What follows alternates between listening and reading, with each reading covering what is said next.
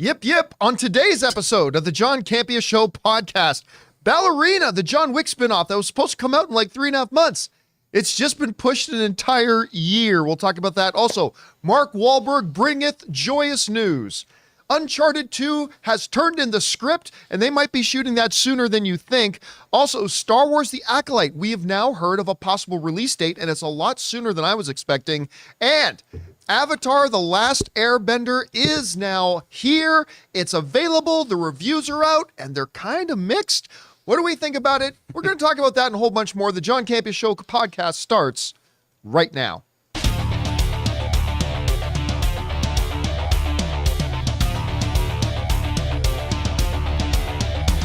Well, greetings and salutations in the name of our High Lord, Fire Lord Ozai. It's great to have you guys here today for this new installment of the best movie-related show on the planet Earth, the John Campea Show podcast, coming from right here in our quaint little studio, brought to you in part by our friends at Mint Mobile.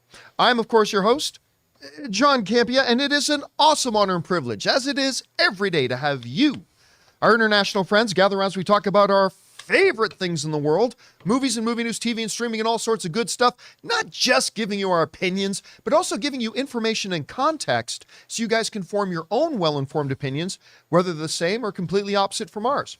Joining me in studio, we got Ray Ora. Hey, good morning. We got Earthbender Jonathan Voico. I'm just checking price tags over here. Don't mind me. We got Airbender Robert Meyer Burnett. I want to bend something. And most importantly, we have you. Thank you so much, guys, for being here and making this little show a part of your day. And here's how today's show is going to go. We're going to start off by talking about those topics I just listed off. Then the last part of the show, we're going to take your live comments and questions. Now, if you got a comment or question, go ahead and fire it in the super chat. Do it quickly because today's going to be a bit of a shortened show. Why is today a little bit of a shortened show? Because I'm going to Vegas to watch God's team, the Toronto Maple Leafs, take on the Las Vegas Golden Knights in Las Vegas tonight. Very excited about that. They're going to win? Oh, they're going to dominate. There's they're a Canadian God? What's that? There's a Canadian God? No. There's the God, and he is a Toronto Maple Leafs fan. That's what it's all about. Anyway, so guys. the Toronto Maple Leafs are like Job. Yes. They have to endure suffering for a long time. For all of my life. They get swallowed and by then cometh fish. the reward. Yeah. That is exactly what the Toronto Maple Leafs are. Job. All right, guys, listen, with all that down, let's jump into it here, shall we? The world of John Wick has, surprisingly become its own cinematic universe. A beloved thing, what was going to be a small little throwaway action film with a guy whose time had come and gone, apparently, Keanu Reeves. This little John Wick movie's coming out. First trailer for it didn't even drop until 1 month before it got released. And it became a smash hit, a darling. Then they did a second one, a third one, a fourth one. One of the rare film franchises where each film the franchise made more and more and more at the box office. So clearly they're not done. And word came out that they're going to take that one concept from John Wick 3 about the ballerinas, and they were going to do a ballerina movie with Ana de Armas. Ian McShane was going to cameo in it. John Wick himself, Keanu Reeves, was going to cameo in it. Daryl from Walking Dead. One of the Boondock Saint boys. I keep forgetting. Norman Reedus? Is that his name? Norman Reedus. Norman Reedus is going to be in it. And we are a very short time away. I think it's supposed to come out in June? Well, not anymore. We're going to have to wait a little bit longer because this comes to us from the folks over at Variety. Lionsgate's John Wick spinoff Ballerina starring Ana de Armas has been pushed to 2025. Rupert Sanders' The Crow will take over its release date in June. That's going to be good news to some people, of June 7th, 2024, while Ballerina will now being pushed a full year to June 6th, 2025. Why? Well, studio insiders say Chad Stileski, who oversees the John Wick franchise, along with Basil Awaniak and Erica Lee at Thunder Road, is working closely with Ballerina director Len Wiseman, who, correct me if I'm wrong, I think he also did the Underworld movie. Yes. Len Wiseman did. Will work closely with director Len Wiseman. I lost myself there. To create additional action sequences for the film.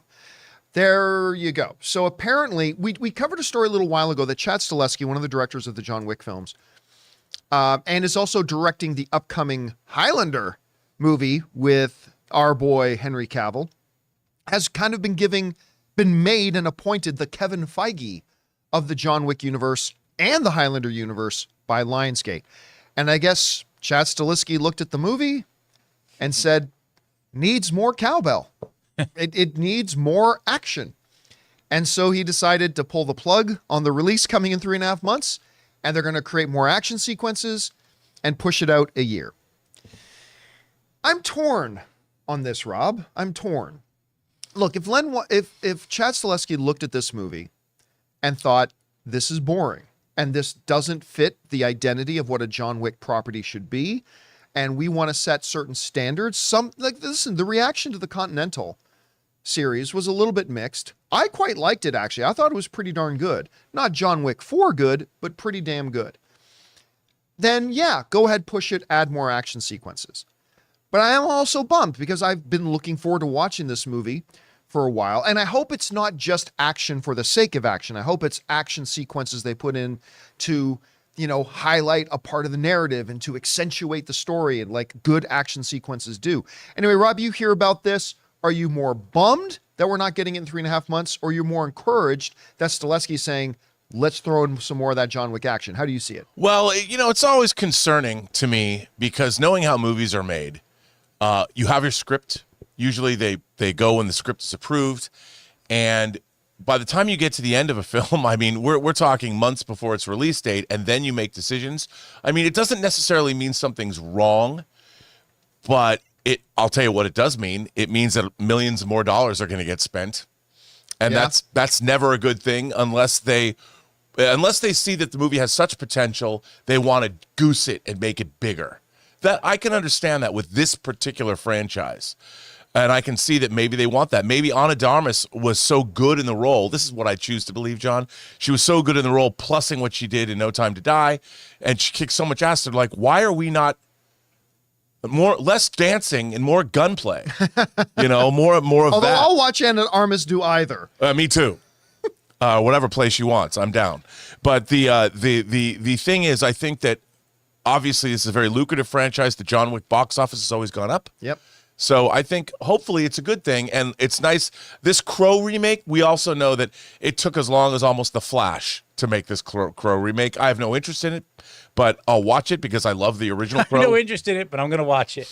Because it's The Crow. It's The Crow. But I mean, you highlighted something too. Like, I don't know that I would be as interested in the Ballerina film as I am if it wasn't for the last James Bond movie. Right. Because that whole sequence with her and Bond, and like that made me buy into Ana de Armas can be a legit action star, because it was great. As a matter of fact, I mean, if they didn't kill off Daniel Craig in that movie, I would have totally been up for another Bond film where the two of them are just partnering up, because that was the best part of that movie. Oh yeah, was them partnering up, was so good. And so I'm down to see her in action, and I cannot wait to see this, but we will wait to see it until at least summer of 2025. Question is for you guys. What do you think about that? Right move, wrong move? Would you rather just see it now? Are you okay with waiting if the John Wick sire comes in and decides to put in a whole bunch more action? Was it the right move? Let us know down below what you guys think. All right, guys. With that down, let's talk about this, shall we? So, Uncharted came out, and I'll tell you, I didn't think it was a train wreck. I didn't think it was particularly good, but I didn't think it was a train wreck. It had enough going for it. It had enough smiles for me and enjoyable parts that I walked out going, well, I don't think that was a waste of my time. Put that on the next poster. Well, it's not a waste of time. John Campea, the John Campea Show. I know Ray loved it. Ray liked that Uncharted movie. Yeah, it was a fun movie. And you weren't alone. But it was just like, that's it. Leave it right there. We're good. We're good. But I mean, Ray wasn't alone. We had a see it. number of our viewers write and say they quite enjoyed the film. Yeah. And it was a success at the box office. Not a smash hit, but it was successful. And so a new one's coming. I honestly didn't think we would get another one for 3 or 4 more years. But according to Mark Wahlberg, they might be going into production on this thing a lot sooner than we thought. This comes from the folks over at IGN, quoting Mark Wahlberg, who said this. Actually, I just got a call today that they got the script in, Wahlberg said. I can grow, and I can't grow a real beard and mustache, but they said, start growing your mustache. It's going to take a while, Wahlberg says. I'd be interested to see what the story's like and where that adventure takes us, but I'm excited. I know the audience really loved the first one, so we'll see. All right, so the script is in. They're telling him to start growing the facial hair. So this thing could be going into production soon. I want to make it clear that I've never played one Uncharted game. I've watched maybe a couple parts where some people play. So this news. So you watched the movie with fresh eyes. Yeah. And that's probably why I probably came out with it a lot with a more positive response than a lot of other people. I mean, a lot of people said you didn't have to call it Uncharted. Call it something by some other name, and it would have been a good film or like a better film. But just the fact that it holds that name, there's people that expected something else or something more than what was. I mean, given I us. didn't see it, but I saw someone Wahlberg's age taking the lead role, so it kind of threw me off. Like, is Nathan Drake? Yeah, I mean, they something in between. In like one of the more recent games, they introduced us to a younger Drake. Yeah. And a slightly younger Sully, and Yeah. you know, and it was fine. And listen, they got themselves a Tom Holland, who, by the way, is not 14 years old. He's in his mid-20s, to play a character that they could have continue to play the character for the next 10, 12, 14 years if they want. And listen, I played a little bit of some of the games. I thought the movie was perfectly fine for what it was. Again, I didn't think it was great, but there's potential there if they can improve on it. And it sounds like we might be getting it sooner than we thought. Rob, you were there at the screening with me and Ray and Chris and watched it. You know, where are your thoughts right now on the whole thing? And what do you think about them going into a production sooner than probably even I thought? Well, you know, as I said before, when I first played Uncharted, the very first game, I got it really close to when it first came out. And it was the very first time in the modern age, I have to say, was this 2006, maybe? 2007? And I sat down, and I've never done this before. I played it for 14 hours straight. Wow. And I had never experienced characterization and cut scenes in a video game that had me as absorbed in the story as the first Uncharted did. Love the character design, love the milieu, love the gameplay, loved everything about it. And I'm like, this is the future. This is the future. You know, whether it's interactive entertainment, but this paved the way for me in terms of what video games have become over the last 20 years. So when I saw the movie, I thought it was lackluster. And I thought that Tom Holland, as much as I love him as Spider-Man, he was too young and miscast. And so was Mark Wahlberg. Even though Mark Wahlberg is the perfect age, I expected to see characters that had a feel of a different time. And, you know, they basically wandered around Paris and like, oh, look what's underneath the street. And it wasn't like, I'm like, underneath the street? I Did wasn't. you see what's under here?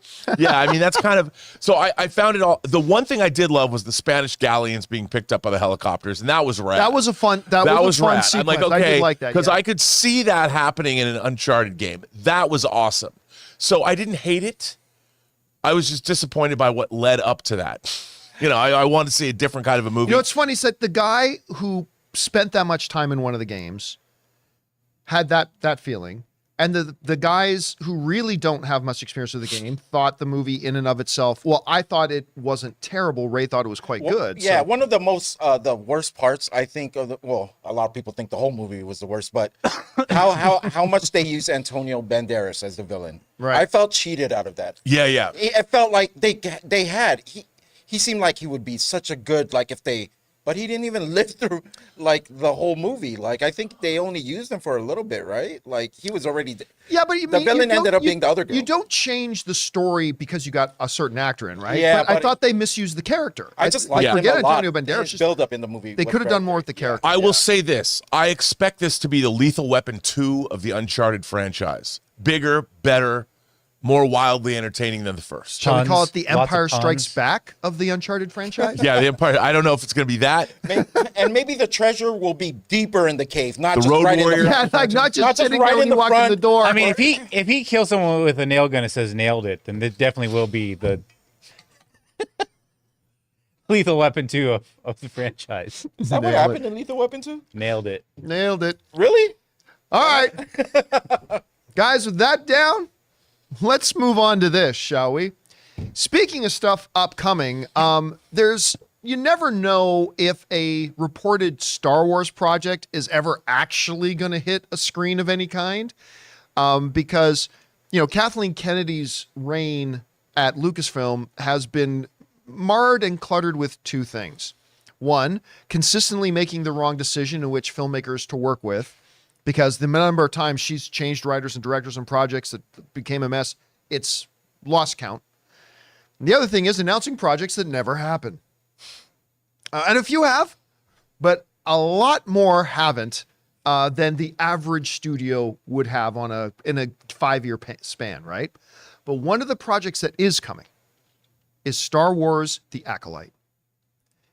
And this is, other than Andor Season 2, the only Star Wars thing that I'm really excited about. And I've been excited about it. I remember when they announced this, the same day they announced Fantastic Four, the same day they announced Shogun, the same day they announced all this stuff at that Disney call years ago.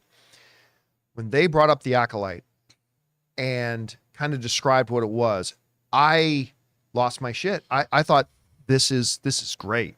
I'm excited about this. Because I would always wanted to see them tell something from kind of that point of view. And then when they attached, the showrunner of Russian Dolls to head it up, I'm like, this is somebody who really knows how to tell a great story with deep characters and make it intricate enough to really keep us on board. I thought, this is great. You're putting in good people behind the camera. This is going to be great. Then we heard about the casting. We got X-23. Daphne Keenan there, and she's talked a lot about the bonkers action. Of course, yeah, newsflash, actor says good things about the movie they're in or the show they're in. Okay, I get that, but still, they've been enthusiastic. I have been excited about this, but we've never known when it was going to come out. And now there are strong reports going around a lot of the major outlets that we've got the date now. Now, before I mention it, I should say that Disney itself has not confirmed this date, but it seems like most of the major trades are running with this, and that is June. The Acolyte is currently slated to debut on Disney Plus on June 5th, 2024. It's important to note with this release date that has not been confirmed, with Disney refusing still to comment. Still, assuming this is accurate, the excitement at seeing the Acolyte's cast of characters take Star Wars into the High Republic era will surely grow by the day, especially as familiar characters from the text of the High Republic, in which nobody read anything in the High Republic. Let's just be very clear about that. The whole High Republic thing, I'm not saying it was bad. Nobody read it. All right? Nobody read it. A High Republic publishing initiative to come to life on screen. So look, yeah, all that kind of stuff. But still, the whole idea of telling a story from this point of view, with the cast they have, with the showrunner they have, does it set us up for disappointment? Maybe. Might be bad. Sure. Might be crap. Might be the next Obi-Wan. Might be the next Boba Fett. Whatever. Could be. Or it could be the next Andor. And I'm cashing on that one. At least I'm going to keep my fingers crossed. Rob, this is a lot sooner than I thought we would get it. Like, they've been saying 2024, but even then I thought it'd be November, December, maybe even getting pushed to 2025. If this holds true, and we're just assuming that for now, June is real close, and I'm getting excited about it. What are your thoughts on this whole thing? Well, I mean, look, I'm excited for the concept behind this. I mean, dealing with more, getting into what the Sith are and what they want and exploring that journey excites me. But again, Star Wars, aside from what they did with Andor, has not really floated my boat on TV. What about the first season or two of Mandalorian? I mean, they were good, but they weren't as good as they should have been. I mean, I'll give you that. I think that they were, you know what? They were fun, but I wanted Sergio Leone level. Right. You know, I really wanted, and I think that there is a really weird juvenile bent to all of this Star Wars stuff, where you watch The Empire Strikes Back, there's humor in it, but it's not a kid's movie.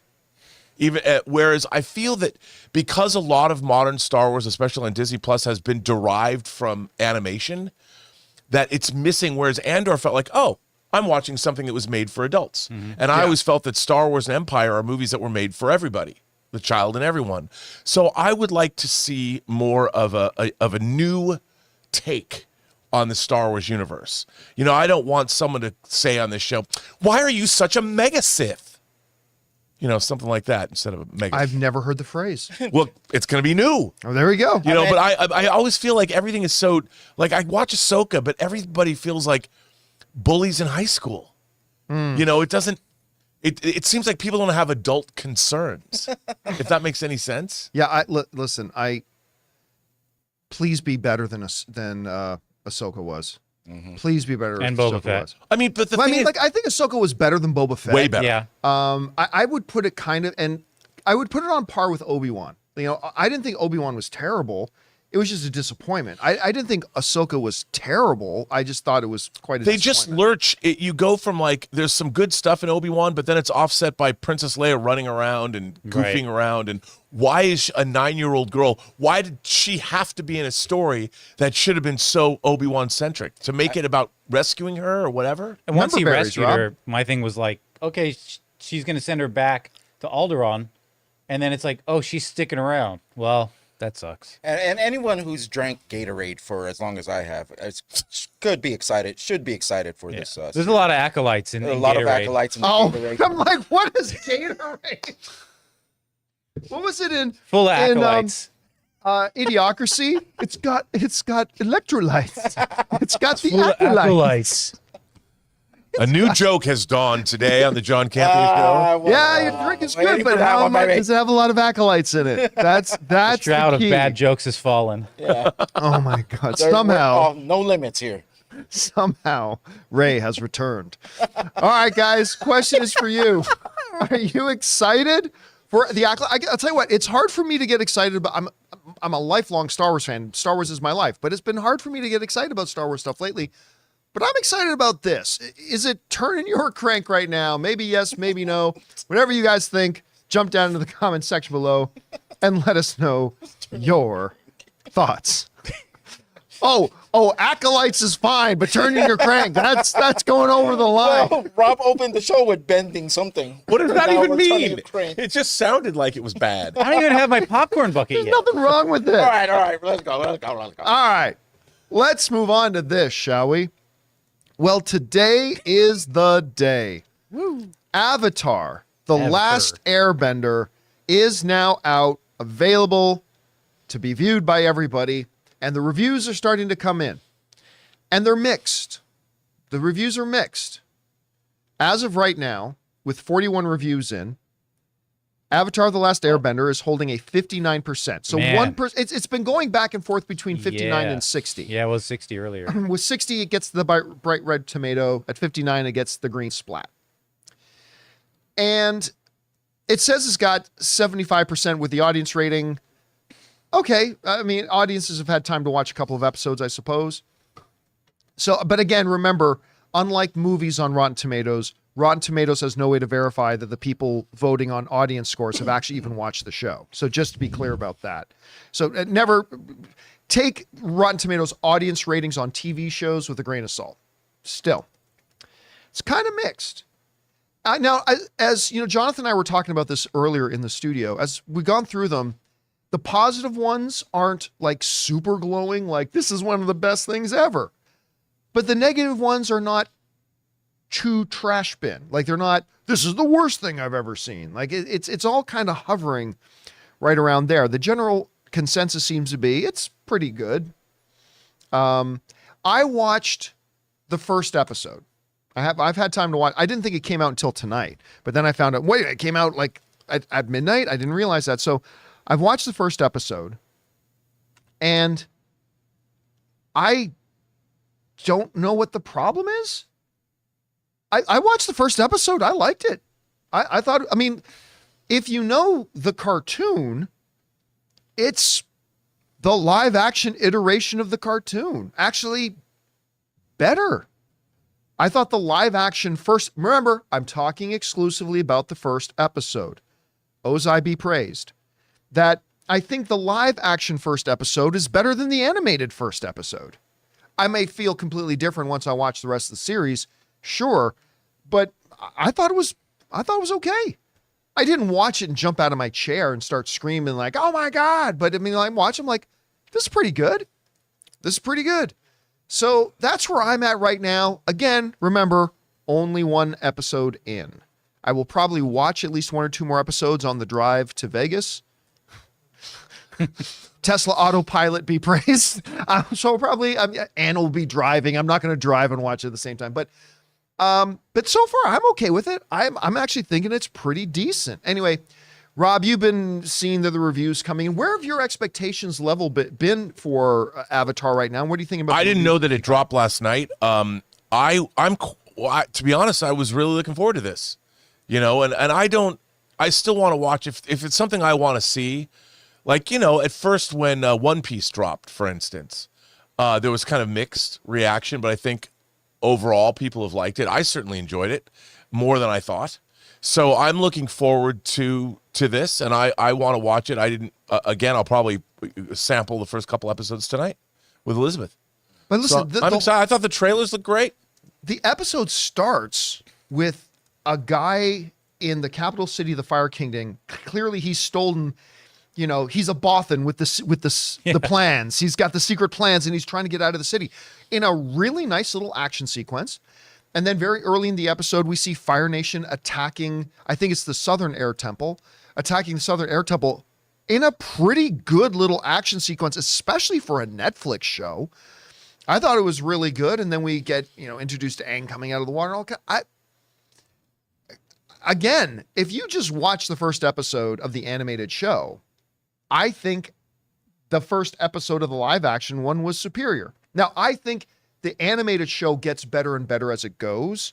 So I think the weakest part of the animated show is the first few episodes and the first season, stuff like that, because it just keeps getting better and better and better. So from a pure starting point of view, I thought it was all right. I'll even say, because we addressed the positive, I felt like there was a tinge of, they didn't say the quiet part out loud, but there was a tinge of, they just shouldn't have made this from the cartoon. It didn't need a live action. Therefore, I hate this. Yeah, I've seen that's okay. I'm glad you brought that up. And these are top critics. I hate that when critics do that. When they start giving their opinion on something that has nothing to do with just the movie or show on its own merits. I don't want to hear from you. Like we talked about this when Continental came out, right? I'm trying to read some reviews of Continental, and I'm coming across some high-profile critics writing that basically write, well, I don't like Mel Gibson, so I didn't like this thing. I'm like, okay, I respect that you don't like Mel Gibson. You've got some decent reasons to not like Mel Gibson, but I don't fucking care whether you like Mel Gibson. I'm here to hear your review of this piece of art, this piece of media. Is it on its own merits good or not good? And I don't want to hear from critics, well, it just didn't do what I wanted it to do from the animated show. I don't give a shit what you wanted to see in from the animation. I want to hear, is this thing on its own merits good or not? And if you don't like it on its own merits, perfectly fine. I understand that. Thank you for giving me your opinion. But I get really frustrated when I hear critics give a review based on something that isn't the piece of art itself. John, that is one of my biggest complaints in the world, the ecosystem that we are existing in, because like you, I want to hear people's cogent, reasoned opinions for liking or not liking something. And when they talk about, I don't like the actor because of this, that, or the other thing, it drives me crazy, because like you just so succinctly pointed out, who cares about that? Is the story good? Are the characters well drawn? But when you start talking about an actor, it means you haven't really watched the show, so your opinion is invalidated. Yeah, me. or if you already it gives the impression that you already decided before you go in to watch it. See, my favorite thing in the world, is when something looks like absolute garbage to me, and then I leave my expectations at the door and come out going, oh my God, that was good. Like, that's my favorite thing. I love it when that happens, right? But I don't know. It's just kind of frustrating. Now, look, at the same time, I watched the first episode. I don't think it's the greatest thing I've seen this year. I totally understand why a lot of the other reviews I read were just on its own merits. This didn't do it for me. Fine. That's perfectly legit. I might feel the same way after I've watched a couple more episodes. Exclusively on the first episode, I kind of like what I see so far. So we'll see. Now, Ray has never watched even the animated show. Yep. So I'm actually really curious to get his, since he's not colored by that, I want to see what he thinks about this show, just watching it on its own merits. I gotta give it a run later today. Now that it's out. All we saw was that opening sequence you spoke about where he's running with that tablet. Yeah, or the whatever. secret plans to the Yeah, Death Star. that's all Yeah. we saw. I thought the scene was great. I thought that scene was great. But, is some of the dialogue kind of kiddie? Yes. But did you watch the cartoon? Like, it's an adaptation of the cartoon. No, it feels like that's what it's supposed to be. Yeah, I mean, that's... And already I'm telling Ray, I'm like, I want to be an Earthbender. I would love to be an Earthbender. Anyway, guys, question is for you. Have you had a chance to watch some of this Avatar thing? Did you love it? Did you hate it? Are you kind of like me where it's like, you know what, that was pretty good? I don't know. However you guys think about this, jump down to the comment section below and let us know your thoughts. All right, guys. With that down, before we move on with anything more, we're going to take a minute here and thank a couple of sponsors of today's episode of the John Campea Show podcast, my mobile service provider, and they should be yours, Mint Mobile, and the great folks at Factor. Guys, we want to take a second to thank a sponsor of this video, Mint Mobile. On average, it takes about 30 days for a person to break their New Year's resolution. So if saving money was on your 2024 list, your odds aren't looking that great. Luckily, I have a 100% guaranteed way to save you money this year. Just switch to Mint Mobile. For a limited time, wireless plans from Mint Mobile are $15 a month when you purchase a 3-month plan. That's unlimited talk, text, and data for $15 a month. I've told you guys many times that after switching to Mint Mobile, I am spending less than a third on my cell bill than I used to with a major carrier. Say goodbye to your overpriced wireless plans, jaw-dropping monthly bills, and unexpected overages. All Mint plans come with unlimited talk and text plus high-speed data delivered on the nation's largest 5G network. And don't worry about having to change phones or numbers. Use your own phone with any Mint Mobile plan and bring your phone number along with all your existing contacts. So guys, to get this new customer offer and your new 3-month unlimited wireless plan for just $15 a month, go to mintmobile.com/Campea. That's mintmobile.com/Campea. Cut your wireless bills to $15 a month at mintmobile.com/Campea. Additional taxes, fees, and restrictions apply. See Mint Mobile for details.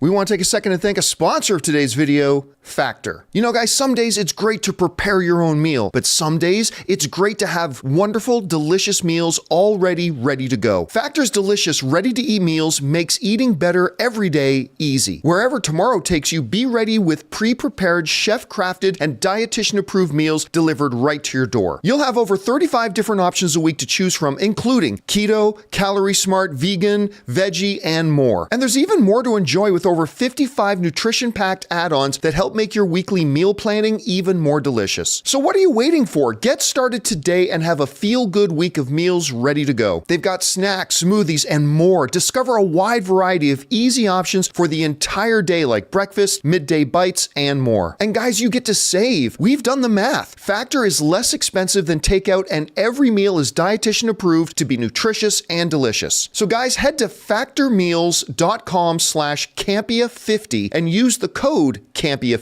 to get 50% off. That's code Campea50 at factormeals.com/Campea50 to get 50% off. And thank you to our friends at Mint Mobile and Factor for sponsoring today's episode of the John Campea Show podcast. All right, guys, a bunch of you have been sending in questions for us to address, so let's get to those right now. Jonathan, what we got up first? All right, Sam Fisher's up first. Avatar also makes small writing changes that I feel fundamentally change the characters. Like with the way Aang leaves the temple is different. Yeah, but who cares? There's going to be differences for sure. I was just talking about this. I don't care. I care about the show. Is the show good? And yes, I noticed too as well. It's like, oh, okay, this is a change. This is different. Like why Aang left and under the circumstances in which Aang left the temple is different from the show. But I'm not here to compare it to the cartoon. I'm here to watch it as its own thing. But yeah, it does make some of those changes, which any adaptation should. Because just because something works right in a book or in a cartoon or in an original comic book does not mean that's the best way to execute it on a live action screen sometimes. So yeah, I mean, but you're right. They do make some subtle differences, and I'm glad that they do. An adaptation should. All right, what's next? Ian McAllister says, my TV, me. Say it. My TV, my cabbages. Let's effing go. I have not got, of course, one of the things that got a lot of people excited was that they were indeed going to have the My Cabbages guy in Avatar, and that they actually got the original voice actor who does the My Cabbages, to come and play the role. Which again is just a cool little thing for those who did watch the show. I think it's a cool little homage, a little tip of the hat to everybody. So I thought that was 100%. kind of cool. I haven't gotten to that yet, but I'm looking forward to it.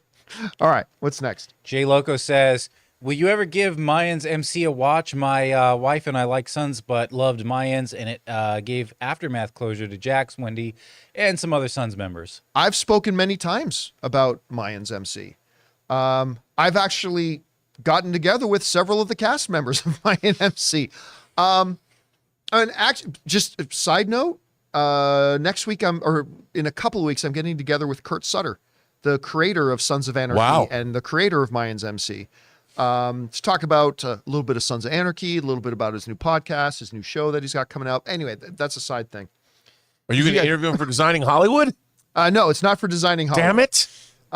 It's for now. You guys know I don't do celebrity interviews anymore. I haven't for a while. But Sons of Anarchy is my second favorite television show of all time, so I will sit down and talk to Kurt Sutter. That aside, I thought the first couple of seasons of Mayans were really good. Yeah. I thought it lost its way, though. It almost became borderline unwatchable to me for the last season or two. But I thought the first few seasons were great, and it was a great follow-up to Sons of Anarchy and stuff like that. So, yeah, I'm kind of mixed on Mayans. I thought the first few episodes were great. First few seasons were great. And by the way, I gave up on it, and I didn't even watch the last half of the last season. I tapped out. It just got really bad. And I don't think it's coincidental that Kurt Sutter left the show. I think Kurt Sutter did the first few seasons and then left the show. But anyway, all right, what's next? Okay, Tim. There are some that call me Tim. I just finished Avatar, and I really enjoyed it. That's dedication if it just came out at midnight. Yeah. Well, I'm glad you like it. I like what I've seen so far, but I also like the first episode of Obi-Wan. And I also like the first episode of She-Hulk. How'd that turn out? So I'm not going to get too excited because I like the first episode. Well, I'll see how it goes, but I'm glad you liked it, man. Thanks for sharing your opinion. All right, what's next?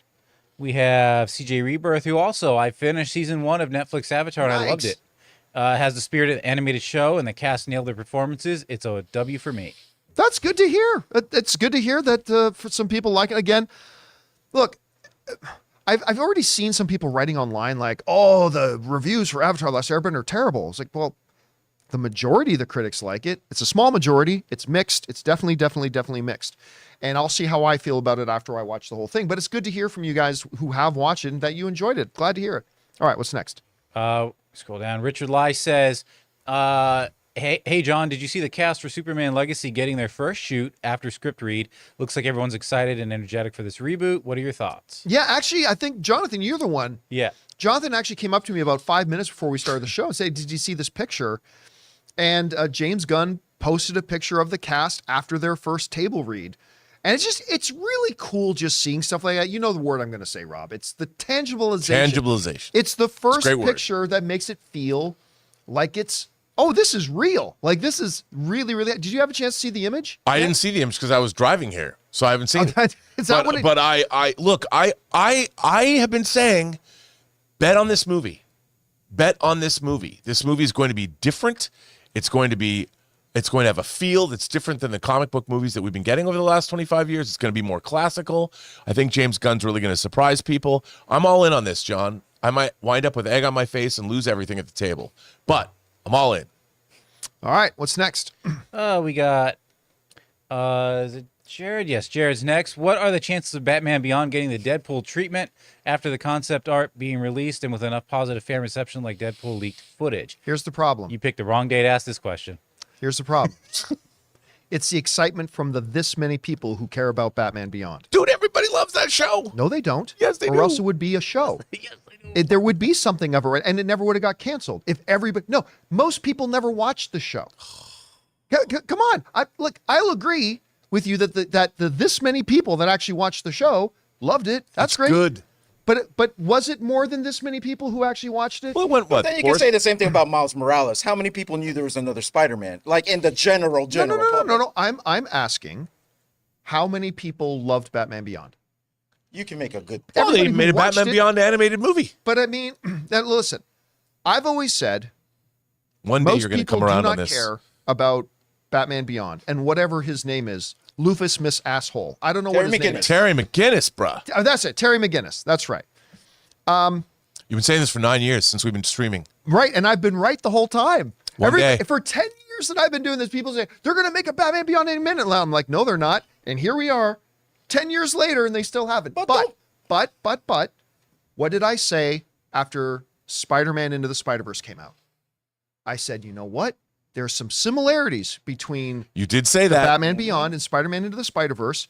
And if this can work with Spider-Man Into the Spider-Verse, I now believe, now this was 3 or 4 years ago, I said, now I believe there could be a path to making an animated, not live action, but an animated Batman Beyond. I think it is more possible now than ever that they could do it. Now, it's 4 years since I said that, and we still don't have anything. It could be the Mask of the Phantasm of Batman Beyond films.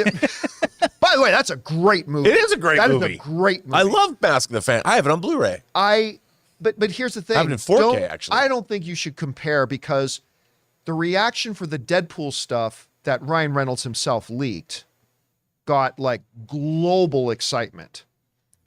The Batman stuff that this guy, the drawings he put out, are getting excitement from the segment of people that want to see a Batman Beyond. It's not a global thing. It's not like everybody on the internet's going crazy. It's just not. Now, I still believe you can do a Batman Beyond animated film. And I still believe there's a way for them to do it. And I think they just might. But it's not the same as the Deadpool footage. Oh, that no, got no, released, no, not right? not at all. Right No. now, Deadpool, but Deadpool wasn't known from a lot of people. No, until but I that- even mean when Ryan Reynolds put out that Deadpool. Oh, clip, you mean from the first Deadpool? Yeah, it got the world Right. talking They did like about a it. sizzle. Right. That's not the case with this. It's just not. One day. Oh no, not One with day, the art. Mr. Yeah, Campea. not with the art. If We're they going to ever go did to the a live theater action and watch a thing. Batman Beyond movie. Right. If there's Actually, a, you bring up a good point, Ray. I would be curious. I'd be very curious to see if something like that, like a live action Right. test footage, right. if that got leaked, what kind of response would it get? I still believe very narrow, but maybe it would be bigger than I'm expecting. Yeah. I mean, maybe it could be. You could get people to care about something, anything in the world. Like, that's why we have so many documentaries about every small thing, because there's going to be some people that care about it, and hopefully it'll be enough to make a movie. Yeah. We care. I care. Now, Robert, our live viewer, Robert Presser, says, I will bet $100 on that. Now, I don't know the context and what he's talking about. Yeah. But it did remind me back 7, 8, 9, 10 years ago when these discussions would come up, and I would say things like, if you think we're going to get a live action Batman Beyond movie in the next 5 years, you're ludicrous. And I would get people writing in, I will bet you $1,000 right now, Campea, that in the next 5 years we're going to 2024, still nothing. You I'm know just what? saying. We should have a jar right in front of you that says Batman Beyond. We'll take a square the jar. super chats and we'll put the money in there visually. Yeah. And then we'll see if it gets made or not. If it does, we're just gonna have to track you down and pay you back. Well, I mean, now I think there will be. I think there will be an animated one. I think there will be. I just don't think it's going to be nearly as successful as some people have been claiming it's going to yeah, be. we'll see. You know what it reminds me of? It reminds me of when they were going to put out the new Power Rangers. And I told everybody for years, nobody cares about the Power Rangers anymore. And everybody would swear up and down, John, this is going to be a... You were there, Jonathan, you were there. And everybody swore to me, right in, this is going to be $1 billion film. Because you don't know anything, John. This IP is one of the most popular IPs in the world. You don't understand the nostalgia factor of it. Going to be $1 billion film. And what happened? It tanked. Then when Pokemon Detective Pikachu was coming out with Ryan Reynolds, and everybody was writing to me, oh no, John, you just don't get it, John. With the Pokemon Go app, and Pokemon is the #1 IP in the world. This is going to be $1 billion film. I said, no, it's not. And It what should have been. happened? It was good. Did it even make 500 million? No. I can't remember. And I'm just telling you right now, Batman Beyond, I now believe it will. Ever since Spider-Man came out, I believe Batman Beyond an animated film can happen. But it ain't going to be big. It won't be big. It won't make the money. Even if it gets, I doubt it would even get theatrical. They might put it direct to streaming. But I mean, it might go theatrical, but if it does, it's not going to make a lot of money. So we'll see. We'll see. Time will tell. We've been waiting 10 years. We can wait another 10. And then we'll find out. All right, what's next? We got. Let's see. By the way, I agree with Dat Boy in the live chat. Dat Boy in the live chat is saying Detective Pikachu was great. It deserved to earn more. I didn't think it was great, but I thought it was quite enjoyable. I thought it just, I'm reading 144 million. That's not right. No. that can't be right. Are Detective you was sure that's not opening sorry. weekend? Detective Pikachu made 450. Yeah, I knew it made over Yeah. 400. Right, it made over 400. So it was in It the did. It was Black definitely Adam a Black territory. Adam plus. Yeah, Black Adam Plus. By the way, the Black Adam hot toy dropped. Woohoo! I bet it looks great. It does look great. You should get it. Say what you want of Black Adam, a movie I liked, by the way. Rock looked great. You can make him fight Henry Cavill on your desk. Yeah, I could. Let's do it. Or Cody Rhodes. Or Cody Rhodes. All right, what's next? Optimus Prime Rib says, "What are some good?" Gets right every single Every time. Every time. What are some good films that were overlooked because of a similar film that came out shortly before? For example, Pride and Prejudice and Zombies and Rocket Man. How are those How similar? are those two similar? Or no, I know. You're talking about like Rocket Man because Bohemian Rhapsody. Yes. And Abraham Pride- Lincoln Vampire Hunter. Slayer. I don't know that it's ever really happened. I mean, we've often seen similar films come out. I mean, we always go back to the classic one, right? Dante's Peak and Volcano. Oh, yeah. right. Or Deep Impact Deep Armageddon. Deep Impact and Armageddon. Or 17 again. And Olympus Has Fallen and what was White House Down. and White Yeah. House Down. yeah. Which I By the way, still Olympus- confuse those two. Olympus Has Fallen is a banger. Olympus Has Fallen is a really It's awesome. Is that fun the one film. with Butler and the, Yep. the bad guy is it Jamie Foxx? Or no, I'm thinking of No, see, now that's White House Down. Yeah. No, White no, House no, Down that was one's Jamie Channing Tatum. Channing Tatum's the one with. and Jamie Foxx. It was Yeah. Channing Tatum and Jamie Foxx. Jamie Foxx was the president in White House Down.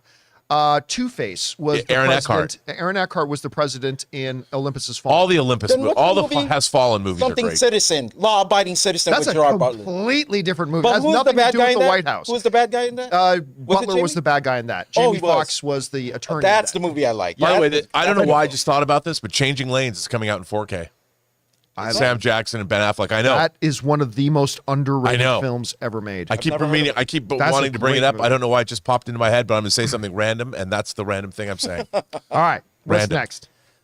We got some support from Jim Seeley. Thank you, Jim Seeley. Appreciate that, man. And Adam Mohammed says, John, you may fall out of your chair laughing about this, but if the third Paddington movie is anything as good as the first two, it could be a top 10 trilogy of all time. No, I don't think he'd No, fall no. out. it'll John's be a even said top. that. Listen, I'm not kidding. It'll be a top 5 trilogy. Of all We time. always have been saying this. Yeah, we've been saying this forever. Yeah. The first two Paddington. Ray, can you look up the Yeah. the critic ratings of both the first two? Listen, even in the recent Nicolas Cage movie, The Unbearable Weight of Massive Talent, that everybody seemed to really enjoy. Even in that, they talk about it's the greatest. What do they call it? Paddington 2 is the greatest sequel of all time. Yeah, yeah. 282 for the first one. No. Rotten Tomato score. Oh, I'm sorry. So like, and I love that they do that in that movie because they're even watching it at the end of the movie. It's like, holy crap, he was right. This is like the greatest sequel of all time. Ooh. These movies. What do we got? 97% for the first one, 99% for the second Like one. these movies are damn near perfection. And I know Love I've told the story before, but I remember I didn't think the trailers were any good for the first one. And I had to go to the press screening of it. This is back when I used to do that kind of nonsense. So I had to go to the press screening for it. And Ann couldn't go. It was a +1. I didn't want to go by myself to watch Paddington. So I hit up Schnepp. I'm like, you want to come with me? He goes, yeah, I got nothing going on. So me and Schnepp go to it. It's like, this is going to be bad. It's like, of course it's going to be bad. Look at the trailer. It sucks. And we both came out of that movie going, this is like one of the best movies we've seen in years. And then the sequel was even better. Yep. Drink up all that marmalade. Oh, all the marmalade. Eating all that up. And I have said for a long time, and this is a huge, huge task, but if a third one comes out and it's as good as the first two, we are talking a top 5 or maybe even top 3 best trilogies ever. And I'm not even joking. The movies are that good. And They are that good. it's rare to see a sequel be better than the original of anything, too. It's rare. I mean, you got some would argue Empire Toy Strikes Story. Back, Toy Story 2, Road Warrior. Road Warrior, Rush Hour. I think Right. Rush Hour 2 is really much better than the first one. Star Trek: The Wrath of Khan. But Oh, I mean, no. out of the thousands and Yeah. thousands and thousands, we can maybe name 10, right? So it's pretty interesting. All right, what's next? All right, this is our last one here. Sam Fisher. It was weird. I think he's talking about Avatar. It was weird. It was good in moments, but the whole felt like it was missing the charm of the original. Zuko and Iroh Iroh, were the best part. Yeah, I mean, in the first episode, we just started getting into Prince Zuko and Uncle Iroh, and so I can't really tell yet. Of course, it's Paul Sun-Hyung Lee from Kim's Convenience, and he's the X-Wing pilot in the Mandalorian series. So I'm really excited to see that. Do me a favor, Jonathan.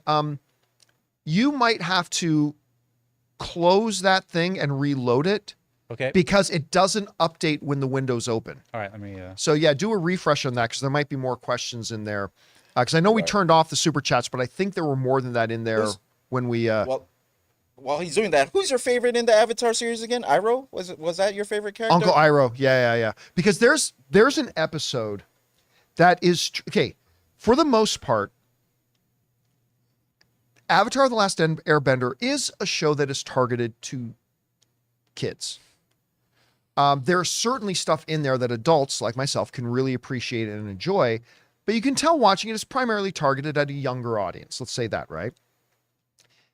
There's an episode in Avatar that is easily by far to me the best episode of the series, even better than the finale with the big climactic battle between Fire Lord Ozai and Avatar Aang. And it's all about Uncle Iroh. And he's going around town.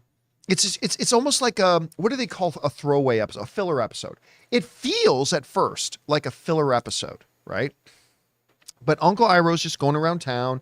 He's buying certain things, and he's kind of singing this song about, oh, soldier, come home, and bum, bum, bum, right? It sounds like this big happy song and blah, blah, blah. And he's going around town, he's collecting all these things, and he ultimately ends up on a little hill, sitting under a tree, and he's laying out a picnic for himself. And he pulls out his tea and he pulls out a picture of his dead son who went off to war and died. And then he starts singing that same song again. But now we know what it's about once he pulls a picture of his son out and he starts singing the same song that throughout the episode had this feel of joy to it. But he's singing about he wants his dead son to come home. And the tone of his voice, I'm getting fucking emotional thinking about it. But as his voice is now very different singing the song than when he was in town. And it is truly one of the most beautiful, emotional pieces of storytelling I've seen in an animated television show in a long time. It was perfect. It was so good, very adult, and it really had not a lot to do with the rest of the show. It was really kind of a filler thing, but it was gorgeous. And I don't know if they're going to do it in the live action, but I really kind of hope they do. Sounds like they should. Oh, I hope they do. Were you able to Yeah, find? we got a few more. Okay, let's go. All right. Jared Overfield says, maybe today's AT&T outage will help Mint Mobile. By the way, I was interested in Shogun after the Super Bowl ad. Now the 100 on Rotten Tomatoes has made me more excited. Did you hear about that? Are you on AT&T? Oh, dude, I was reading all about it. It My- wasn't just AT&T. My internet was out. Oh, I just heard AT&T. No, it was- You know what I did? My Mint Mobile has been solid completely. I've had no problem with my Mint Mobile. but- It's the movie on Netflix that was getting everybody ready. Leave the World Behind. Yeah, that's Julia right. Roberts. They're It's like, preparing. oh my us God, it's Leave the World for- Behind They're in real preparing life. us for the big event. Yeah, but a lot of people were apparently, and I've never heard anything but good things about AT&T. So I've never used AT&T myself, but yeah, it Our was, phones worked, but our internet was out. Yeah. Are they tied up with Spectrum in any way? No. Okay, good. Yeah. Good. That's why our internet is still working. Southern right. border infiltration. It's all happening. and yes, super excited about Shogun. Oh, so dude. excited for Shogun. I'm delirious. Actually, Go a friend of mine has seen the show, and I guess Sauce talking about it the other day and fired me off a text message and said, "You have no idea." I'm like, Wow. oh, I'm so excited. Dun, dun, I said the dun, same thing about dun. Constellation, and none of you guys replied. I didn't know it was out. I mean, the first 3 episodes I watched last night, it's pretty good. Numi I like it so Rapace, far. man. I love her. Yeah. All right, what's next? Okay. Zedric. Deadpool had a great slow-mo opening sequence. Deadpool 2 upped the ante with Ashes by Celine. What if Deadpool 3 opens to a full-blown musical performed by Swift? Maybe take jabs at Greatest Showman or even Cats. We've been saying that. I've been saying that. Yes, you have. I've been saying it.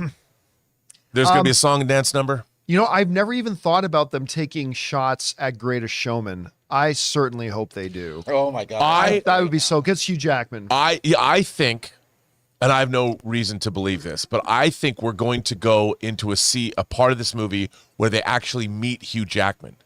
Just like Ryan Reynolds was killed in the end of Deadpool 2, I think there's gonna be, if there's a musical number, it's because they go to the universe where Hugh Jackman is. That's how you make it happen. But you just pointed out they've kind of already done that, right? Yeah, but they didn't have a musical number. Well, and that's you true. could have I Taylor could see Swift. a musical number. Yeah, I mean, come on, Taylor. Because not just Hugh Jackman being a song and dance man, but Ryan Reynolds just did that musical, that Christmas musical with Will Ferrell. Did you see there was a clip from Australian TV, and Travis Kelce went to see Taylor Swift perform in Australia? No. And on TV it just said Taylor Swift's boyfriend as he's getting off the private plane, private jet. Multi-time Super Bowl champion, No, one of the most just famous boyfriend. athletes in the world, reduced to Taylor Swift's Just Taylor boyfriend. Swift's boyfriend. He'll own it. Oh, don't he mind. probably don't will. care. Yeah, he'd love that. Yeah. You know what's Ann? I don't know Love is why, love. but Ann and I talked about this the other day because, I mean, Taylor Swift has dated everybody, right? No, no, really, she's dated everybody. Yeah, she's which had why her not? she's You're had her single, rounds. date people. Nothing wrong with that. But we started talking, and Ann said, like of all the guys she's dated, none of them have been a man like Travis Kelce is a man. Right. Right. So he could literally, you could put the room of every boyfriend she's ever had, and Kelce will beat the living crap out of all of them. He's like a huge, freaking intimidating. Also, if you ever watch his podcast with his brother Jason, I'm a big fan of his brother Jason. Super self-confident guy, and doesn't take anything seriously, doesn't care.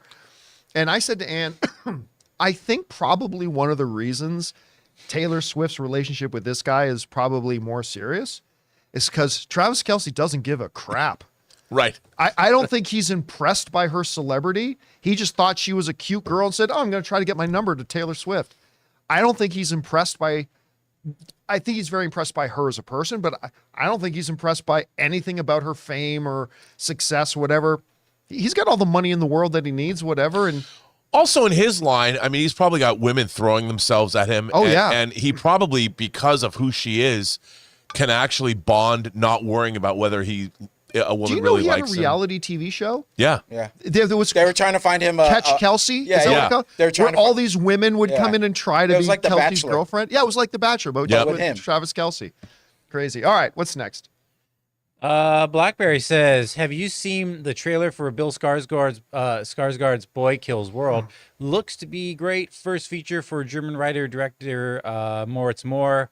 A couple of shorts and a TV series under their belt. Bring on Okay. Filthy. So, by I the way, saw a tipped in poster. like a $20 super chat. Thank Oh, you yeah, for that, thank man. So this morning, I'm on YouTube just before I came into the office, and I was watching the Peacekeeper trailer for his introduction into Mortal Kombat, which I gotta admit was pretty damn funny.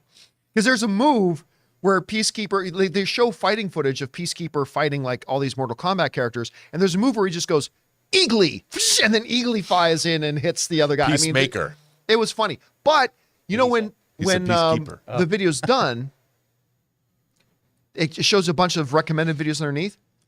Boy Destroys World or Boy Kills World, whatever that was down one of them. Oh, there's a new trailer. But I didn't have time and I didn't watch it. So I have not seen the trailer, but it popped up in my, it's funny you mention it because it popped up in my YouTube feed today. It was just a frame of like a young guy, like kind of covered in blood. And it says like Boy Kills World, Boy It's a Destroys catchy World. title for sure. Yeah, it is a catchy title. I haven't seen the trailer either, but a friend of mine sent me the link. Dan Quayle sent me the link. I'm going to have to watch get it to watch because, it. Let's yeah. put a pin on that. I'm pretty sure if Put a pin in there's it. anything to say about it, we'll say it All right. next time we're on. What's next? We got Andy. Hey, John, I'm watching the first 2 episodes of Shogun today at the Block.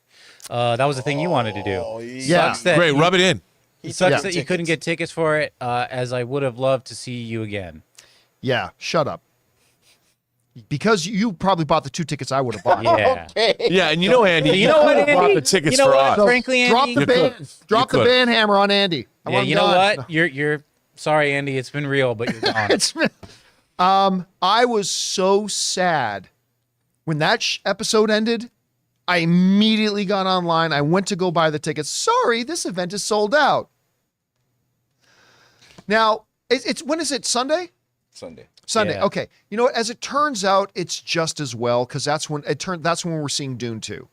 So probably I would have picked Dune 2 anyway. So it's just as well. So I'm gonna try not to be bitter, but I got all excited when I Or heard did that. he say he was singing it tonight?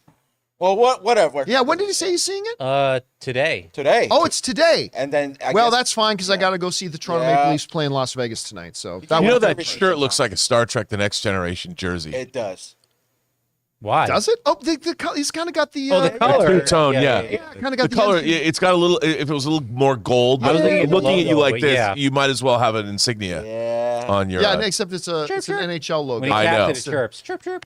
And yeah. Jim- There's your communicator. Meet me in the buddy. ready room now. All right, what's next? All right. Speaking of Andy, saw the most recent episode of SmackDown, and The Rock reminded everyone that although he hasn't been a heel since 03, he can still do it, and he was fantastic. I have not seen a public perception turnaround like this since Tom Cruise played Les Grossman. Everybody hated The Rock because of something that had nothing to do with him with the lineup of the next WrestleMania. And everybody got all mad at The Rock. Well, then he comes out all heel, and now all of a sudden, The Rock is the greatest performer ever in in history. I mean, it is crazy how fast perception. I've had so many people writing in. I don't know why, because we're not a wrestling show. I know. But so many people writing in me. Oh my God, did you do what The Rock did? The Rock is so great. Like, wow, that narrative changed fast. It's hard for him to be a heel now, though. I could see right through it. It's just he's been such a good guy for the longest time. Even when he puts it on, I can't go 100% on it. But yet. he was always like, listen, The Rock has always been great, Yeah. but he was at his best Oh yeah. when he was a heel. I loved wearing my Rock shirt. His first one, I still have it that they released. He was a Nation of Domination. When I went to on the college campus, 2 people came up to me the minute I stepped out of my car. Where'd you get that shirt? Because people, his popularity was growing at that moment. It wasn't there yet, but it, I had a chance to get together and meet with him in Las Vegas once. And I grabbed this Brahma Bull Right. shirt. And like the first thing he says when I walk into his hotel room is like, "Where did you dig that up?" And because I see a lot of wrestlers who try to get into Hollywood and see that stuff, maybe shun it away because they want to forget about that part because they're trying to move on, right? Right. But he embraces it. I mean, I love people who embrace everything they've done. all right, what's next? Raymond Verada says, I'm surprised to hear the WGA Awards is to be held in April Huh. after the Oscars this year. Wow. Wouldn't the awards lose its luster now it's after the Oscars? I didn't know that. I'll go one step further. No one's going to give a shit about the WGA awards after the Oscars. Yeah. Like WGA people, for any of you who are watching, what are you doing? Like, if you have the WGA awards before the Oscars, everyone will be laser focused on what's the WGA awards going to do, because it'll be a part of them, everybody trying to figure out what's going to happen at the Oscars. I don't even know we'll talk about the WGA awards if they happen after the Oscars. But to be fair, the WGA Awards covers television and it covers a lot of other things than feature films. True. So, and while it's a good indication of the Oscars, I mean, Terry Matalas, who was the showrunner of Picard season 3, yeah. you know, he's up for it. He's up for But his writing staff. here's my question. What is the advantage of having it after the Oscars? Oh, yeah, I don't know, but I'm just versus what is the advantage of having it before the Oscars? I just don't think anybody's going to pay any attention to it now. Or let me rephrase. It's going to get a lot less attention now than it would have if it was going to happen before the Oscars, because then there'd be a lot of meaning to it. That's very interesting. But I mean, they give so many awards away, and only 2 of those are film awards. You know, and they've got writing for a bunch of other stuff. So That's true. That's true too. Again, though, it would get a lot more coverage agree. if it was before the I agree. Oscars. All right, what's next? What is next? James Wheeler. Hello, everyone, with a $20 super chat. Let's go Bruins and Leafs. I love my original 6 teams, man. Love the original 6. All right, what's next? We got Seconds from Disaster. Ezekiel Sims would have been better with no talking scenes. Felt like they didn't like anything they shot of him, so they edited his scenes short with overdubs that didn't even match up with his mouth. I don't know what we're talking about. Madam Web. Oh, that was the name of the villain. Easy Yeah. kill. His Yeah, real name. nobody cares about the villain. That's why I didn't even know the name, because it was the worst performance I've ever seen in any comic book movie ever. Yeah, and apparently they even dubbed his voice, which tracked after I saw it. Look, the thing was just so badly written. They you know what? They should have done the whole thing. Like, who's your favorite guy in Suicide Squad again? The one you're mad Rick that Flag. Rick Flag. They should Look have. at how you talk about him like that. Yeah, I like Rick Flag. I like Rick Flag. Who's that guy that died again, that got his butt kicked again? I like Rick Flag.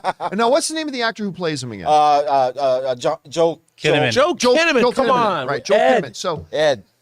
what they stuck should on have Mars. done with Madam Web is what Joel Kinnaman did in his last movie. No dialogue. Did you see Silent? Yeah, I Silent Night? did. I thought it was a very interesting film. Yeah, it wasn't. It's John Woo. Yeah, Coming but back. with like no faster. dialogue. Wasn't like Faster? Because The Rock never said anything in Faster, too. Yes, he Remember? did. Remember Faster, where he got shot in the back of the head and they thought he was dead? Him and his brother got killed. And then throughout the whole movie, he's chasing it's after been a long time Faster. since I've seen Faster. He never but said anything. I don't believe that. That's Now, why granted, it's been a long time since I've seen it. that's why that soundtrack was like so like me, because that's all we heard throughout Well, the whole anyway, film. that's what they should have done in Madam Web, and it might have been a better movie for it. Just no talky, just webby, and everything would have been better than it turned out being. All right, what's next? Okay, this is the last one, and I refreshed. Ronetta with a $20 super chat. Hey, crew. Have you seen the trailer for Civil War? The whistling of the American anthem was unsettling, to say the least. Also, Shirley with Regina King. She's a great actress, and it looks fantastic. Got my ticks for Dune 2. Regina King is a treasure. Yep. Regina King is a treasure, period. Now, as far as I talked about this on Open Mic the other day, as far as the new trailer for Civil War, not as impactful as the first trailer, I didn't think. What did you see? What did you think? Yeah, I saw it. I love Alex Garland. My problem I can't wait to see this movie, but every time I hear that California and Texas have teamed up, I'm like, In what world? I'm like, this is a bit of a stretch. You know, I can understand Americans taking up arms against people. We've done it before back in the 1800s, you know. But Texas, and that's all I need explained to me. Explain that alliance, the Western Alliance or whatever. But I have to tell you, it gets me every time when they blow up the Lincoln Memorial.